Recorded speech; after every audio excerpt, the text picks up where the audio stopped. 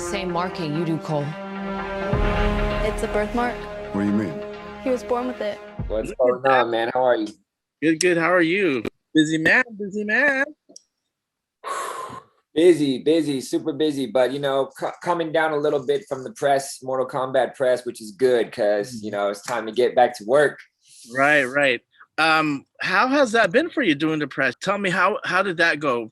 You love your craft and all that, but press is part of this whole industry and all that. How did you handle that? It's fine. I mean, I'm used to it in a way. I've been around it, a lot, like with my father and it's nothing new. It was just on a bigger scale, on a bigger level and a lot more intense, And I was also filming a new movie, Fistful of Vengeance, Wu Assassins 2. So I was filming and doing press at the same time. And I was in a different time zone. So I was in Thailand shooting during the day, staying up late at night to do press, not sleeping very much. So it was tricky, but it was also really fun, and it was kind of cool to get to talk about a movie that I finished like over a year and a half ago. And then at the same time be making a new project, so it was a lot to handle, but I enjoyed it. I love making movies. I love talking about movies. So, it wasn't too difficult. Well, the thing about you is, I've met you years ago when you were still doing a lot of. I guess you were still doing modeling. I think I met you at the LA Fashion Show years ago. What was that main thing that you said that made you decide that it's time for me to get in front of the camera and acting and all that good stuff? Because I know you've also done some stuff behind the scenes and produced film and all that. What was that one point where you finally realized it's time to act or whatnot? Well, I would say that, I was acting before. Yeah, you've been following and supporting me for quite some time. So I got to tell you, thank you for that, man. And it means a lot but I've been acting before I was modeling. I was acting.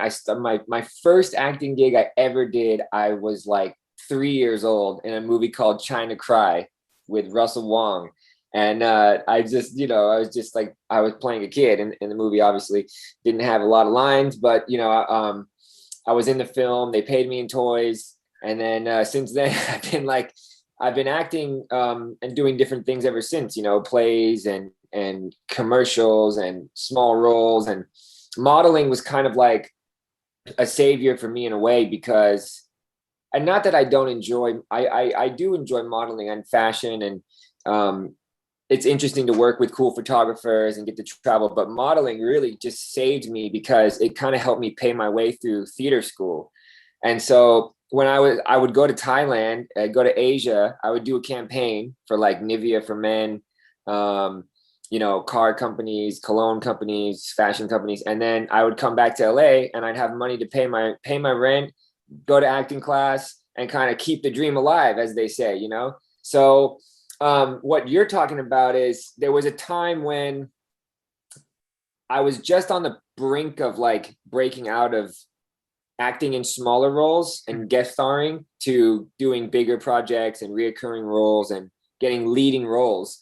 And I had to just make a choice. And I was like, okay, I'm gonna stop modeling for now. I'm gonna cancel. I'm gonna quit my agency. I'm gonna tell all my agents that have worked with me for years that I'm not here anymore and don't call me, because you have to direct your focus to one place in order to really succeed. And what I noticed was I was lingering on with, the money here, and, it's hard to turn down these jobs because I'm so used to like not having enough and being scared of like, okay, in between acting jobs, what am I going to do?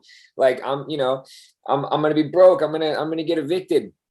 And then, you have to just trust yourself, and you have to go, you know what?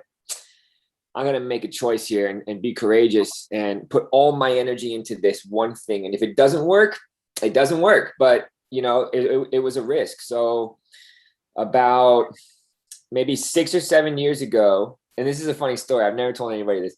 I was at Wilhelmina Modeling Agency, right? And my agent, who I was with forever, just had left the agency. And there was a restructuring of stuff. And a new agent came in, this girl, And she was like, they fired like 50 models at once, right? And then they called me and they're like, so, you know, we're going to keep you on board. But this lady's having this talk with me, and she's like, you know, but we were really close to cutting you, and we just don't, I just don't really see like if you're very special, like. And I was like, I can't believe that this person just said that. And I was like, you know what?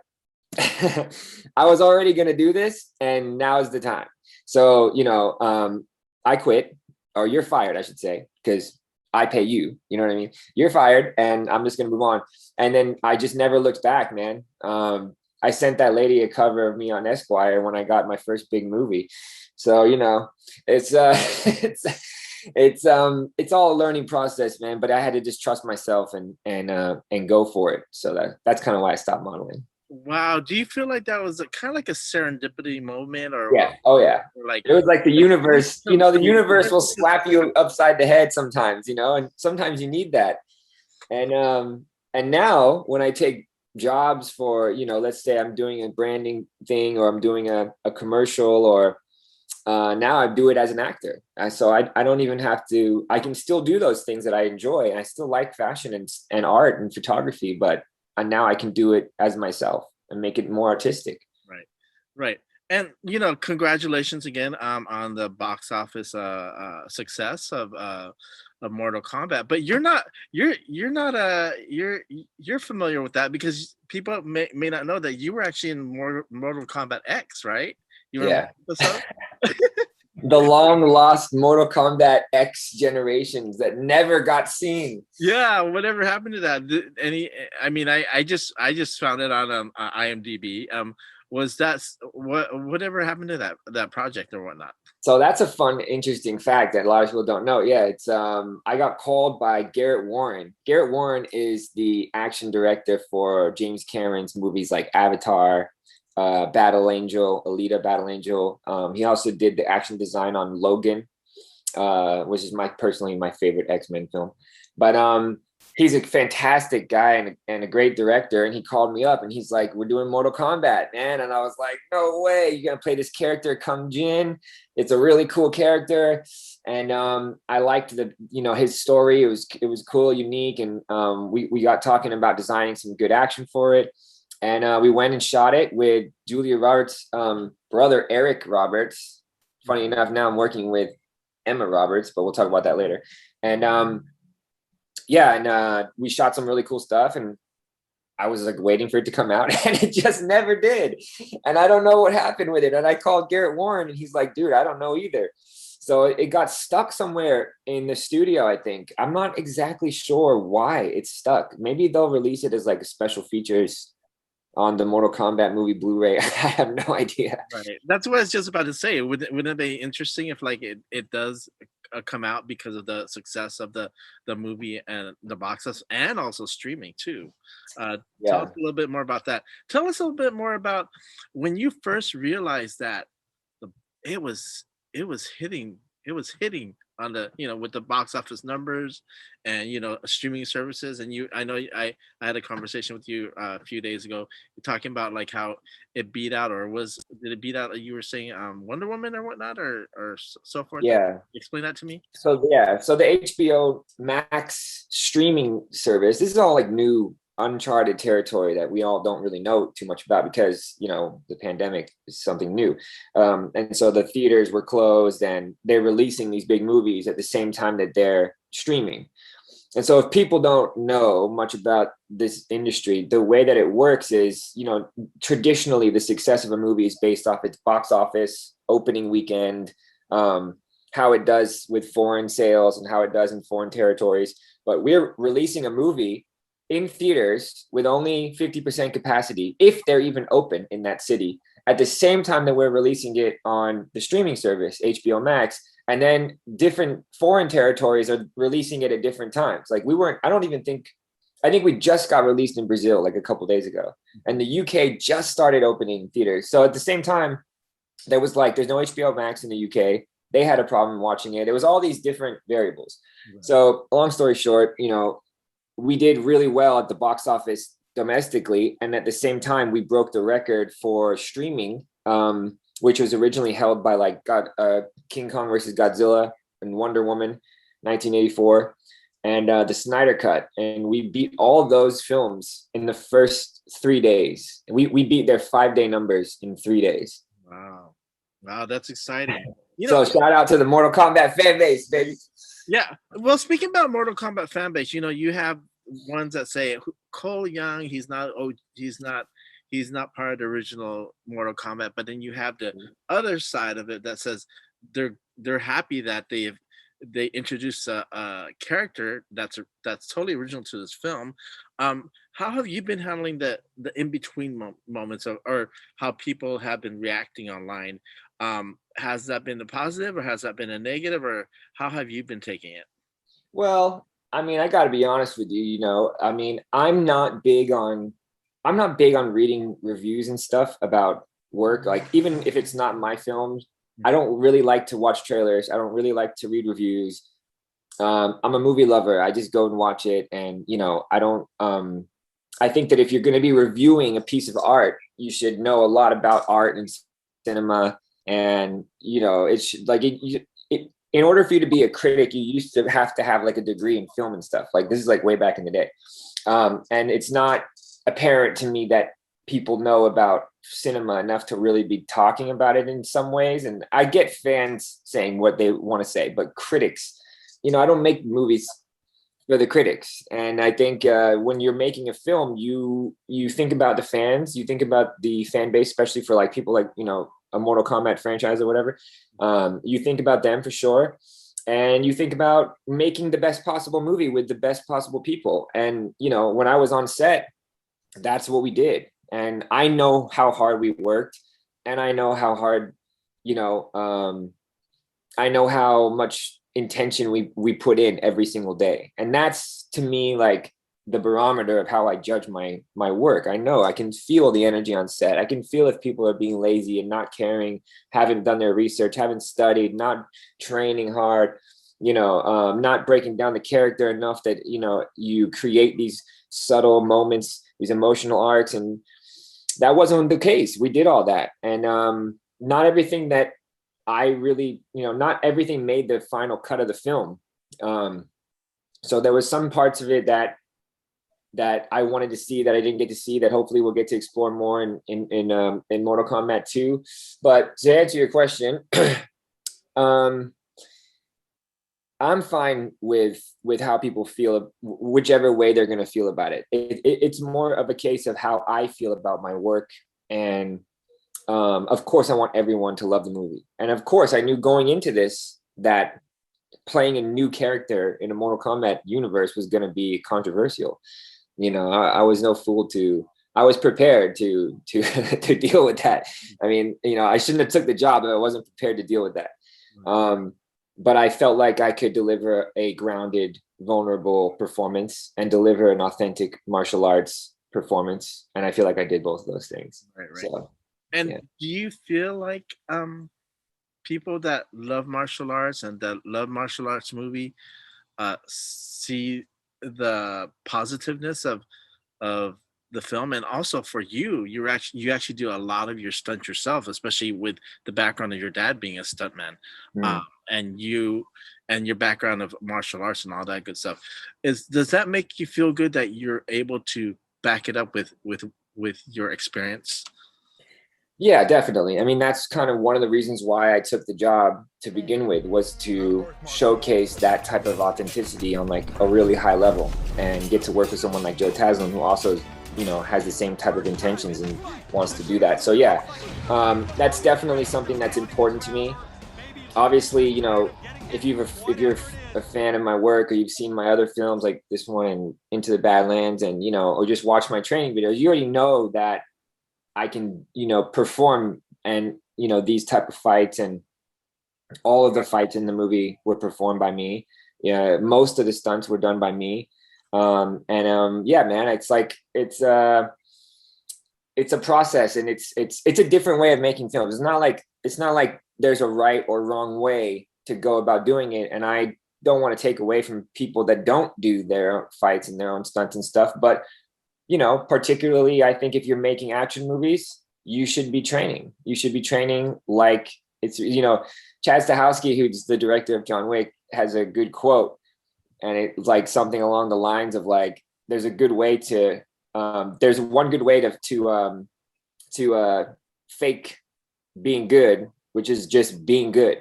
So like, it's just like, instead of trying to fake it, he's training people so they're actually good. When you see Keanu Reeves do the, you know, the gun reloading and the judo, that's Keanu Reeves doing it. There's no way to fake it. And you get what you get. Like, look at the results that you get from a film like that. And so Mortal Kombat to me is kind of like, it's one of those bigger budget, you know, let's say like, it's not on the same budget as Marvel and stuff like that, but it has elements where it's like, you know, superhero style of genre, right? And we don't see that in those movies. So it's very rare that you're going to see authentic martial arts performed by the actor the entire time in a movie like that. And so that's why I was interested in doing it. And that's why I feel satisfied and accomplished for doing that. You know what I mean? And yeah, dude, the response has been generally very, very positive. So it's been nice. Now, for you as a, just for you in regards to martial arts, who has been your inspiration on the martial arts level and then on the acting level? That's a good question. Martial arts. Well, martial arts, you know, obviously everybody's first and foremost love is, you know, Bruce Lee and Jackie Chan, Donnie Yen.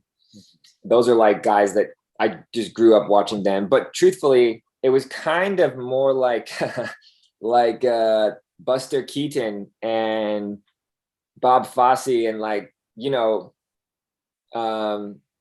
Chaplin. Like those are like kind of more my inspiration in a way that martial arts is very similar to dance and choreography. And those guys are like genius at dancing and choreography and telling a story without words. And so that's something that I feel like is important as an actor who does action films and performs it himself. You should be able to feel my emotional journey through my movements. So when you watch guys like Buster Keaton and, you know, and you watch choreography by like Bob Fosse and stuff, you really kind of get inspired by the movement, the energy, the story that they tell. And that's been very inspiring to me. Obviously, I watched all the great classic martial art films. You know, I grew up around martial artists. My father's a championship martial artist. I used to compete in martial arts and fight, you know, in the ring. And all of those things are inspirations, and all of those trainers have inspired me. Growing up around guys like Chad Stahelski, like Dave Leach, who all of these guys care so much about martial arts and train because they love it, and they'd be doing it no matter what. And so all of those things combined have been a big inspiration. But then when it comes to acting, you know, I'm a huge Marlon Brando fan. I love Benicio del Toro. I love Daniel Day-Lewis. Yeah, man, the greats. Peter Sellers. Mm-hmm. I grew up watching, like, you know, a lot of foreign films, a lot of French cinema, a lot of Godard, a lot of Francois Truffaut, you know, Bernardo Bertolucci, all of the greats in, you know, Wong Kar-wai, and like filmmakers in Korea like Park Chan-wook, Bong Joon-ho. So, you know, Choi Min-sik is one of my favorite actors ever. I think Old Boy is one of the best movies ever made. And yeah, those guys have inspired me. I like character actors. I like actors that make unique, interesting choices, you know, Philip Seymour Hoffman, guys like that. I think those are, you know, people that I've kind of been inspired by. Yeah, there's a long list of acting inspirations when it comes to just performance, and for different reasons, you know. Steve McQueen, you know. Right. Yeah. So Tom Cruise. You're talking about dance and martial arts. Would that mean that maybe in the future you would try to see if you could actually do like Hugh Jackman and do a movie with dance or Oh my maybe God. a little bit sing? I don't know if you sing a little bit, but you know. Look, I would love to do that. I'm working on a project, you know, right now that is based on my father's story, my father's life story, and it's a really beautiful tale that I'm in development with right now. And I don't want to give too much away about that too soon, but there might be some dancing in that film. So yeah, that's I would love to do that, man. I would absolutely love to do that. So yeah, I'll put that on the list. I'll put that on my checklist to do.